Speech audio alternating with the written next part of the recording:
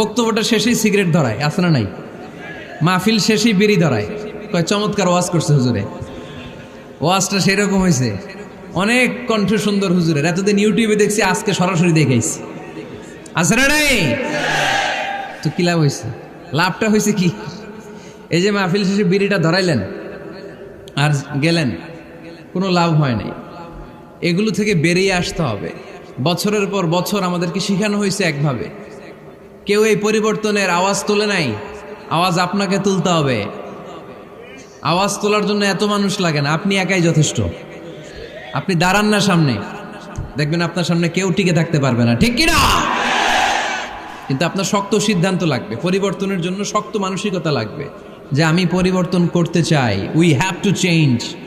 যুগ জামানা পাল্টে দিতে চাই না অনেকজন, এক মানুষই আনতে পারে জাতির জাগরণ। এক মানুষই বিপদ